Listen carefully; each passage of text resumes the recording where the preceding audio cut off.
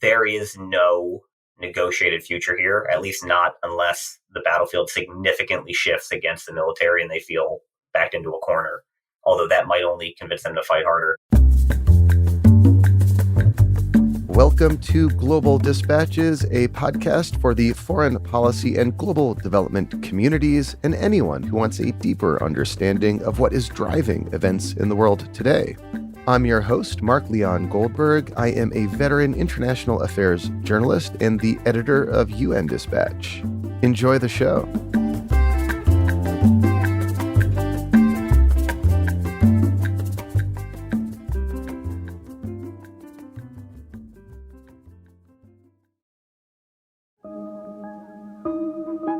In late July, the military junta in Myanmar carried out its first executions in decades. 4 activists were killed, including very prominent pro-democracy leaders. The military carried out these executions despite widespread international and regional pressure. The executions come a year and a half after the February 1st, 2021 coup that ended Myanmar's experiment in democracy. The military has imprisoned much of the civilian political leadership of the country, including Myanmar's de facto civilian leader, Aung San Suu Kyi. The February 2021 coup was met by widespread civil disobedience and eventually armed resistance. Today, Myanmar is in the midst of a multi-pronged civil war in which the military is fighting various armed groups organized along ethnic lines of Myanmar's many minority ethnic communities. The military is also battling militias backed by the toppled civilian leadership. On the line to discuss recent events in Myanmar and the evolving dynamics of this conflict is Gregory Poling. He directs the Southeast Asia Program and the Asia Maritime Transparency Initiative at the Center for Strategic and International Studies, where he is also a senior fellow. We kick off discussing the recent executions in Myanmar and have a broader discussion about the changing contours of the conflict and what, if anything, the United States and broader international community can do to influence events in Myanmar. The conflict in Myanmar has very much been pushed off the front pages of newspapers here in the United States, particularly since the Russian invasion of Ukraine. Yet this conflict grinds on and is a continuing source of instability and insecurity. And now here is my conversation with Gregory Poling of the Center for Strategic and International Studies. The junta, the military junta in Myanmar, decided to go ahead with these executions. All 4 being described as pro-democracy activists. One of them was actually a former parliamentarian with the National League for Democracy, the former government led by Aung San Suu Kyi that was ousted in a coup now more than a year and a half ago. Another was a very well-known, long-time activist, what was called the 88 Generation Group, who had opposed the previous military junta. And then 2 others were not as well known, not as prominent.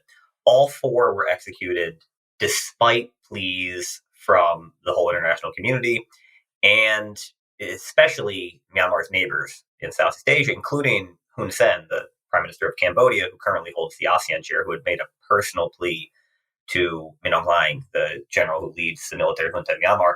So not only was it kind of beyond the pale that they executed these 4 pro-democracy activists in the first executions in Myanmar in decades, but that they really kind of slapped Hun Sen in the face and then spit in the face of their fellows in ASEAN that made this such a geopolitical big deal. I mean, it is worth emphasizing that despite the deprivations that this junta has imposed upon the Burmese people for a long time, these sort of like quasi-judicial executions just haven't happened in decades. That's right. I mean, this is a brutal junta, and I mean brutal in ways that are often hard to comprehend, particularly toward ethnic minorities, those who have been fighting for independence for decades and decades. The Toppled, it's called, the Burmese army engages in widespread extrajudicial killings, torture, rape, burning of whole villages. But they don't publicly execute people, or at least they hadn't. And they particularly hadn't publicly executed Burman, meaning the majority ethnic Burman activists, in decades.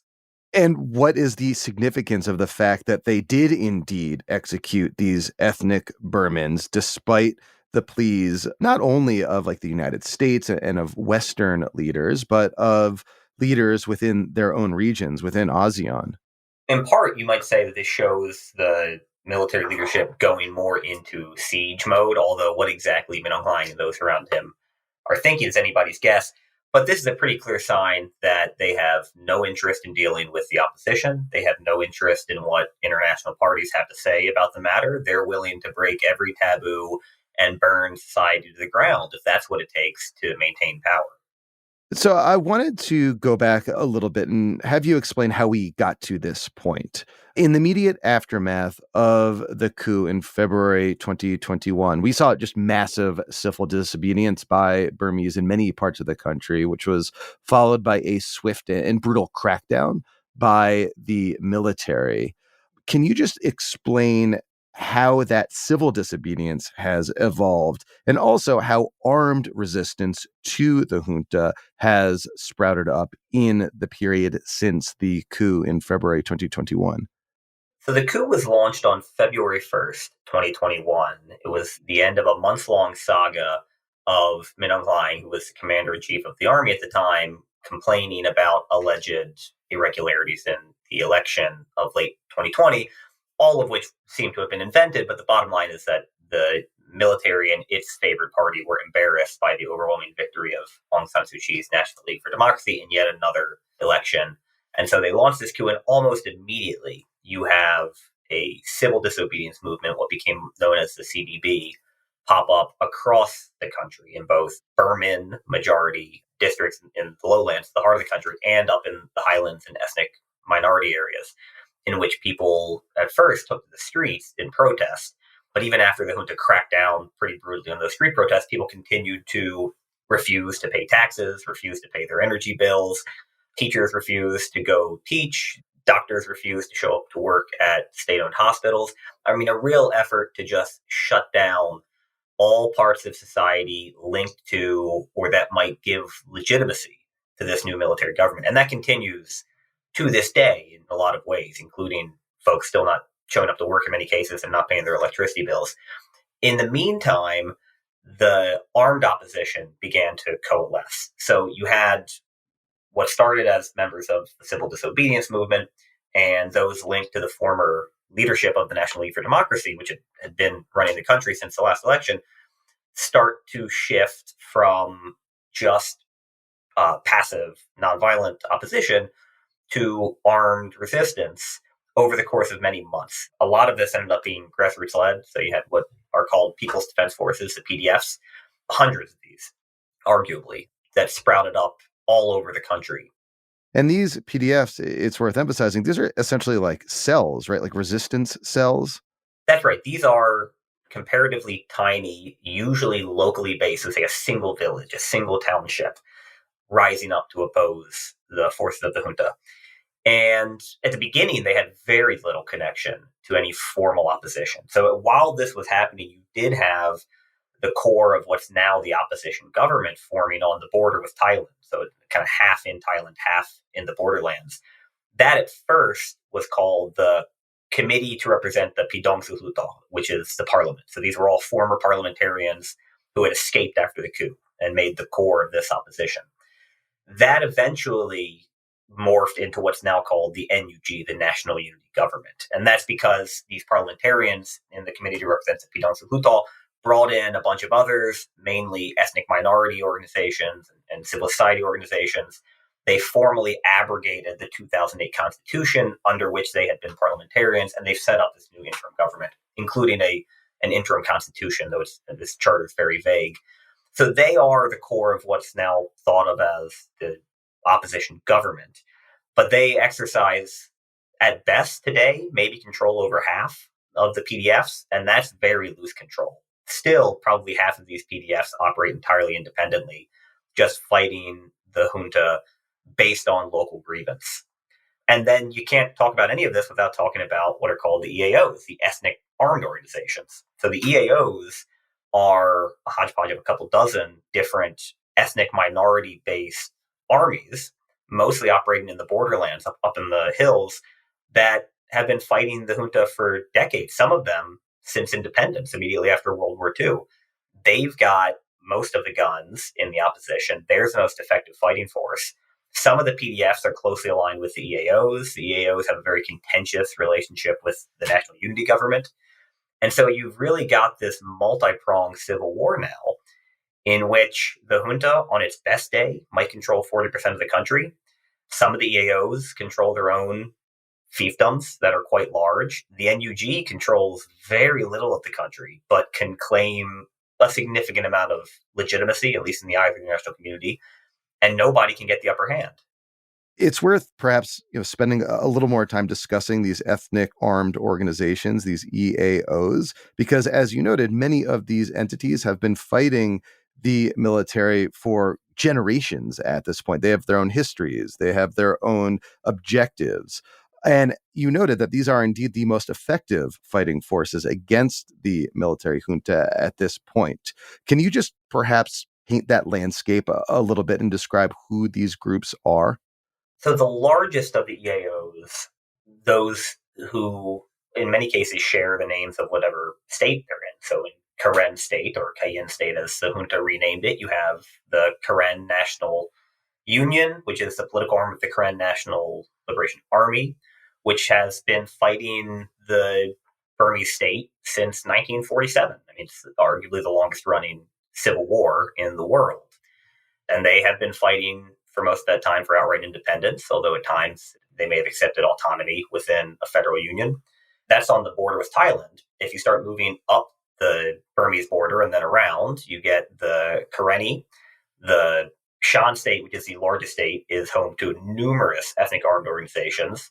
There's two major armed organizations based on the Shan ethnicity, which is the majority in that state, but then there's several others, the Palong or Taong, among others. Up in the very far north, you have the Kachin. The Kachin Independence Army is probably the second most effective fighting force behind the Karen at the moment. And they have highlands up on the Chinese border. And then you come back down the coast, you have the Chin fighting along the Indian border. And you end with the Arakan Army in Rakhine State. The Arakan Army has been most effective in seizing control of their own state since the coup. At this point, the Arakan Army controls most of Rakhine State. It's functionally independent and is unaligned with either the junta or the National Unity Government.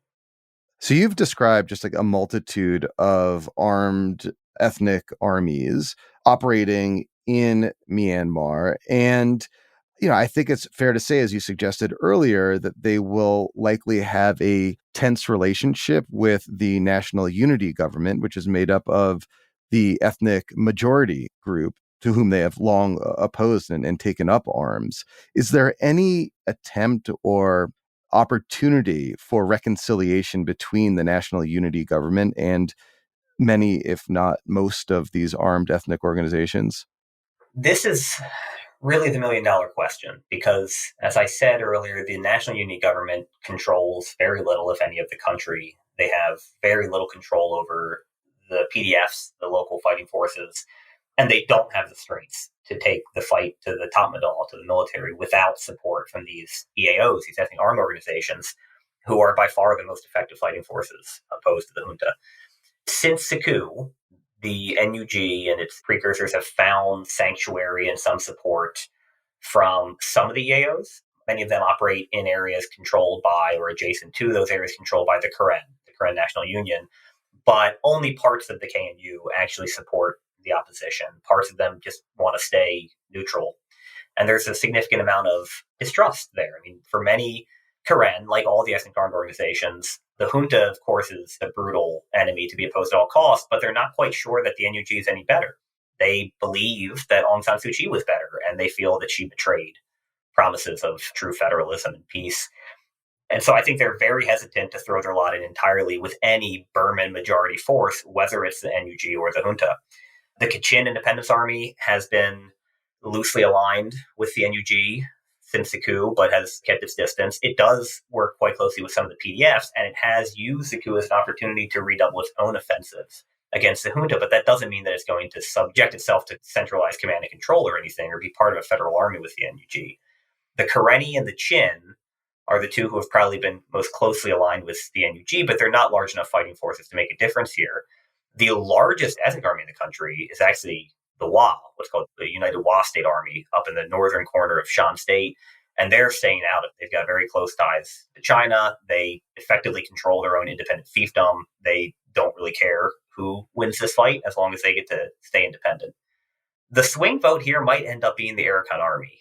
They have a very contentious ceasefire right now with the junta. If that breaks, it'll stretch the Tatmadaw very thin. If they threw in their lot wholly with the NUG, it could make the difference here. But their top priority is not to help Burmans recover their capital. It's to carve out an independent Arakan state, and they'll take whatever path is the best way to do that. So you've described just like a very unstable conflict right now with a multitude of parties pursuing their own narrow interests, with a single military unable to take on all of their opponents at once. How has regional bodies like ASEAN approached this civil war since it's escalated in recent months? Has ASEAN perhaps changed its initial approach to the coup from the early days? ASEAN has really been stuck, mired in an inability to, I think, admit to reality and deal proactively with what's actually happening in Myanmar. And in ASEAN's defense, it's not as if there are any easy answers here, but Myanmar is one of the 10 members. It has a seat in the organization. There is nothing in the organization's laws, charter, that allow for the ejection of a member. There's no precedent for ASEAN to weigh in on one side or the other. The fundamental kind of rules, such as there are of ASEAN, are consensus-based decision-making and non-interference in the domestic affairs of member states. And so ASEAN has been extremely hesitant to weigh in explicitly too much on the crisis because they don't want to be seen as interfering. The most that they've been able to do is disinvite Min Aung Hlaing and, in some cases, other senior cabinet ministers from the junta, disinvite them from ASEAN meetings and insist they send non-political, so professional bureaucrats instead, which hasn't usually worked. They, early on, a few months after the coup, negotiated what's been called the 5-point consensus with Min Aung Hlaing. 5 points to try to bring peace to the conflict, which included the establishment of a special envoy from ASEAN, that special envoy being allowed to meet with all sides of the conflict, an immediate cessation of hostilities, access for a humanitarian corridor. Other than the appointment of the special envoy, none of that has happened. The junta has refused to let the envoy meet with Aung San Suu Kyi. There's been no real discussions with the national unity government, and obviously violence hasn't stopped. So what has finally happened in the last few months, and particularly accelerated after these recent executions, is that some members of ASEAN, Malaysia probably being the most forward-leaning, are just disgusted with what they see from the junta, and are willing to now move beyond the ASEAN consensus. And that's putting an enormous amount of pressure on the organization. The other thing that we have to recognize, though, is that the generals don't seem to care. They don't seem to care what ASEAN thinks any more than they care what the US or anybody else thinks. The only country in ASEAN that has any significant influence in Myanmar is Thailand, and that's because it shares a border. And Thailand is very loath to get involved. What explains Thailand's hesitancy?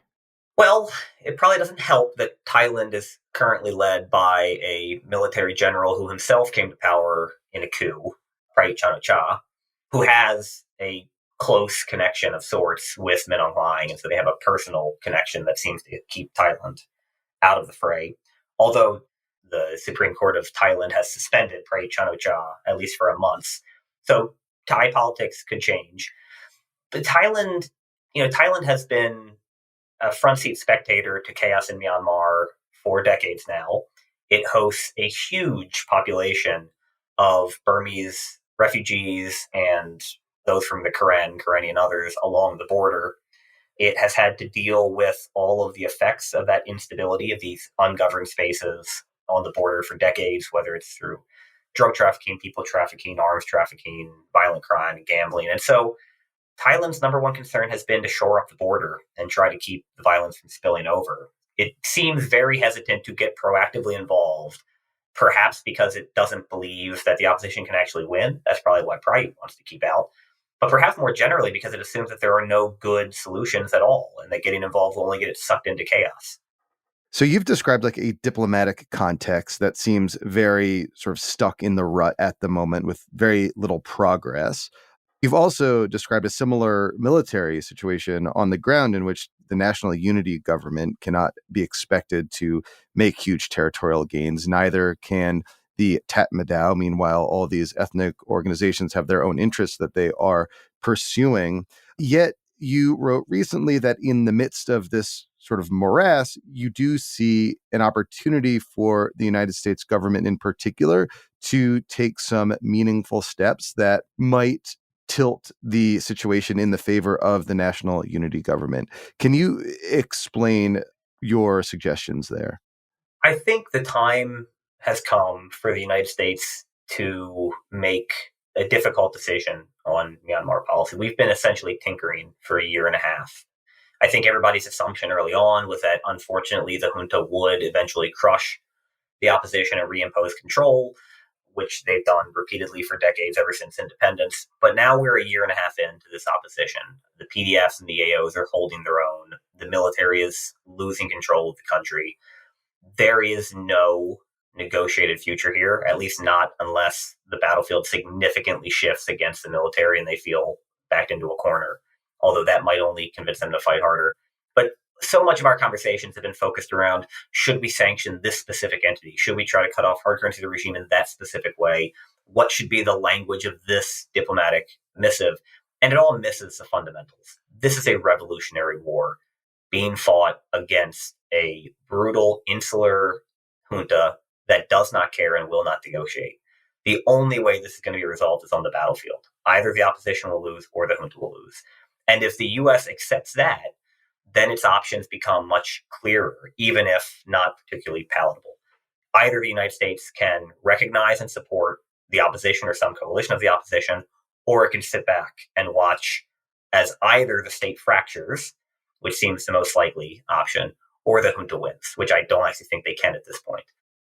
And by support, you don't necessarily automatically mean military support for the national unity government, at least not as it exists today. I don't believe that the national unity government should be recognized diplomatically as the formal representative of Myanmar. They should not be given formal diplomatic recognition at this moment, nor should they receive direct security assistance from the United States, because they don't actually control any significant amount of the country, nor can they claim legitimacy any more than several other of the poles fighting in the country right now. If the national unity government were actually able to form some kind of coalition, whether it's a loose confederacy or a tight federal structure, something that brings a critical mass of the AOs on board, that promises a future federal or confederal Myanmar, then that's a force that the United States should recognize. That would be a force that would clearly have a claim to national legitimacy, and that would be able to win this fight. To do otherwise, to recognize the current NUG without any conditionality on kind of support from the AOs, would be to wade into a multi-pronged civil war on behalf of one party and not even one of the strongest parties. But are you seeing any indication that the NUG is making entreaties to these other ethnic armed organizations to create a sort of umbrella group to take on the Tatmadaw? The NUG has conducted outreach, I think kind of honest and sincere outreach, more than we've seen from any previous Burman-dominated political entity in the history of Myanmar. Early on, they established what was called the National Unity Consultative Council, the NUCC, which involved representatives from the NUG as well as several of the ethnic armed organizations and ethnic civil society organizations. They also, one of the reasons that they replaced the committee to represent the Pidong Sulutal with this national unity government was so that they could move the Burman-dominated National League for Democracy leadership back a bit and put more ethnic minority leaders into place. So the current acting president, among several of the cabinet, are ethnic minority members in the NUG, although they are not representatives of the ethnic armed organizations. The problem right now is twofold. The NUCC process seems to be stuck if it hasn't collapsed. And partially that's because the NUG made the decision, I think the well-intentioned but somewhat naive decision, to give a bunch of civil society organizations equal voice with the ethnic armed organizations. And from the EAO's point of view, this is a war. And the guys with the guns who are on the battlefield, who are actually necessary to win it, should be the ones who have the biggest say at this moment. So that turned off a lot of the EAOs who may have otherwise been interested. Second, and this is somewhat beyond the NUG's control, for a lot of the EAOs, there is a cold, rational calculation here that perhaps the best way to secure their interests, which is autonomy above all else, is not by supporting the NUG, but by using this moment to carve out as much control as they can and solidify their own bases. And so for groups like the Arakan Army or the United Wa State Army, they see relatively little to gain by throwing their lot in with the NUG and fighting the Tatmadaw, and a whole lot more to gain by using the distraction of these two Burma majority forces fighting each other to strengthen their own independent states. The NUG has a lot that they would have to get over to make this happen. I still think it's possible. And one of the things I noted in the article is that the US government currently has $1 billion in Burmese government funds and reserves being held in US financial institutions that we've banned the Tatmadaw from accessing. The promise of access to that $1 billion would be a significant incentive to get some of the EAOs to at least consider working more closely with the NUG, as would the promise of US recognition for whatever system they come up with. But that, at least in the near term, does not seem to be in the offing. Perhaps not. And look, this is not a palatable answer. But if there is no path forward to the NUG forming a new federal government, then perhaps the best option for the US for the time being will be to continue to sit on the sidelines and muddle through, because it is not in the interest of the United States to wade into a civil war or to extend a civil war that the NUG cannot win. And if the NUG can't form a coalition with the ethnic armed organizations, then what's going to happen is going to be state collapse. There will be multiple de facto independent states along the border led by these EAOs who the United States will have to work with in one form or another, and there will be collapse at the center. Lastly, in the coming weeks or months even, are there any inflection points that you'll be looking towards that will suggest to you whether that outcome you just described is more or less likely to come to fruition? Well, there's one potential shoe to drop that I think a lot of people have been watching for at least a year, which is the increasing strain on the Tatmadaw's ceasefire with the Arakan Army. If it breaks, then everything could change. It's not the Tatmadaw, despite being stronger than any one of the EAOs, or maybe even all the EAOs and the NUG, is stretched extremely thin, having to fight on so many fronts at once and maintain internal security in the cities. If they have to open a whole new front against such a strong EAO in Arakan State, it may push them close to a breaking point. But again, only if the NUG and some significant number of the EAOs decide, see their opportunity to throw their lot in with each other and make that happen. So that could be one thing that breaks the situation open. The other could simply be slow battlefield gains over the next several months. One of the keys to the fighting has been the monsoon cycles in Myanmar, in which during the dry season, the Tatmadaw is able to bring its air power and its artillery to bear and make significant gains traditionally. And then in the wet season, the EAOs managed to claw some of that back in lower level fighting when the Tatmadaw can't use its air power. The assumption early in the coup was that the Tatmadaw would use the dry season to crush this opposition. Well, it's now been 2 dry seasons, and they have not made appreciable gains, which means that they've taken their best shots and they haven't worked. If the NUG and the PDFs can claw back more territory during this wet season, it could continue to eat away at the Tatmadaw's resilience. Thank you so much for your time. Thank you for having me.